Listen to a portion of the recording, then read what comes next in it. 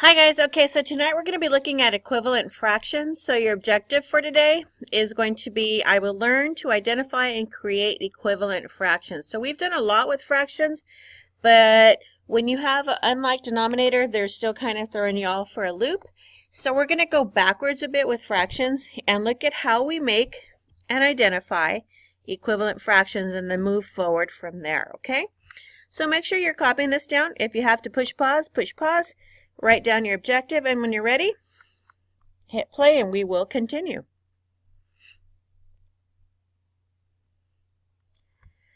So here we have a bunch of fractions, and they are all equal. If you notice, in between each of these fractions, there is an equal sign. So they are all equal, and we need to find what fraction is going to go here. So there is a pattern, and we have to establish the pattern by looking at our denominator. Now remember, the top number is going to be your numerator. Oh, let me work on that. And I apologize, I am at work and the band is practicing, so it may get a little crazy here.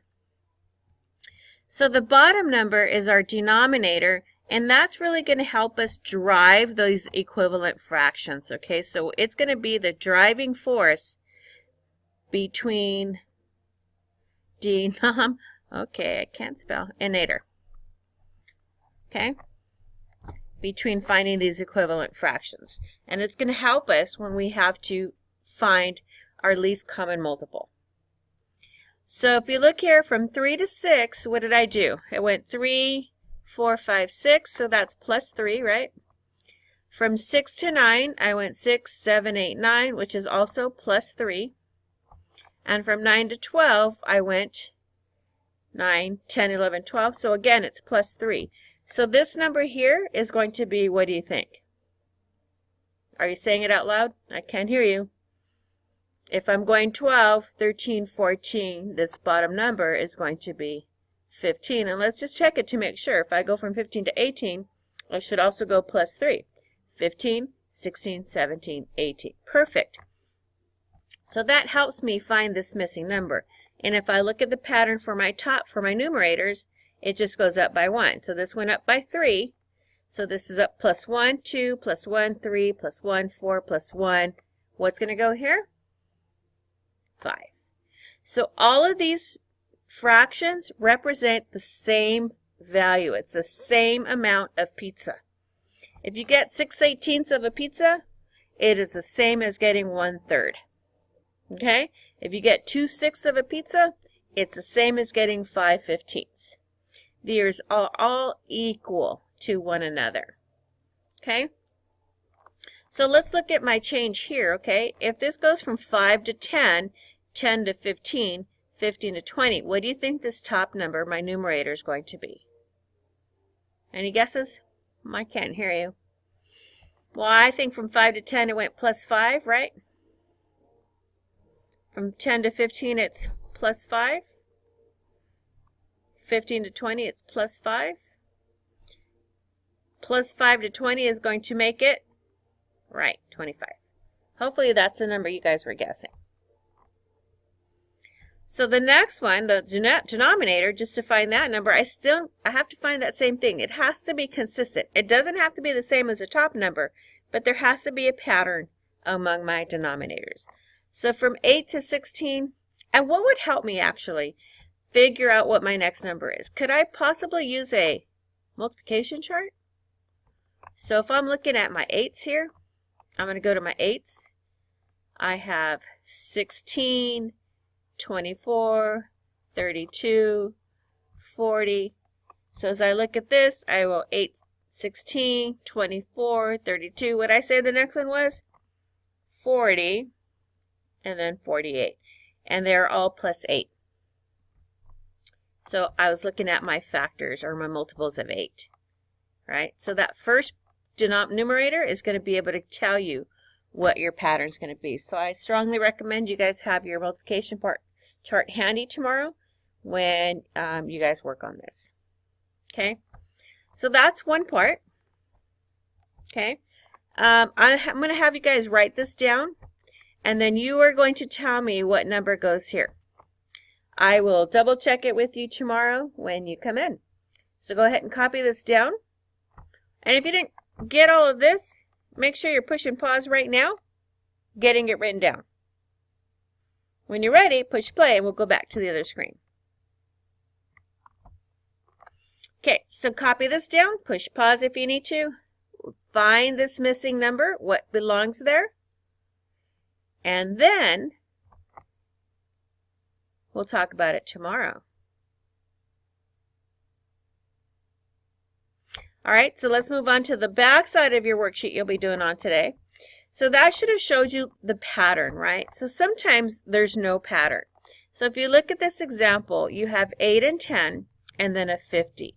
Well, again, if I go back to my multiplication chart, okay, oops, wrong problem. And I went to, here we go, 10 and 50. I'm going to look for where 10 and 50 are in the same row. So 10 is here, right? And I'm going to go 50. So here, to get 10, it's 1. To get 50, it's 5, right? So I'm multiplying by 5.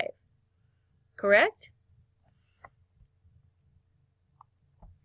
So if I multiply 8 by 5, what number am I going to get up here?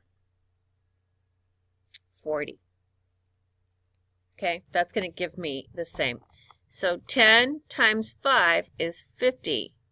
So I'm also multiplying my top to make it equivalent, right? 8 times 5 is 40. I'll go back a slide just to show you what I'm talking about. So here, if I take 3 and I multiply it times 1, 2, or 3, right? 1, 2, 3. 3 times 3 is 9. Right? 3 times 3 is 9. What's 1 times 3? 3. Okay. 3 times 4 is 12. What's 1 times 4? 4. So if we look at these bottom numbers, 8 times what is going to give me 24? Let's go look at my little thing here. 8 times 3 is going to give me 24, right? So if 8 times 3 is 24, 5 times 3 is 15. Look at that, it works. Okay, so we're multiplying essentially, right? When we're looking for the pattern, we want to know what we're going up by. When we are converting it or trying to find that missing spot, we want to make sure that we're multiplying the top and the bottom by the same number. So here again, we're multiples of 8. 8 times what is going to give me 32? I'm going to make a quick run over here. And I'm going to say 8, here's 32. 8 times 4 is going to give me 32.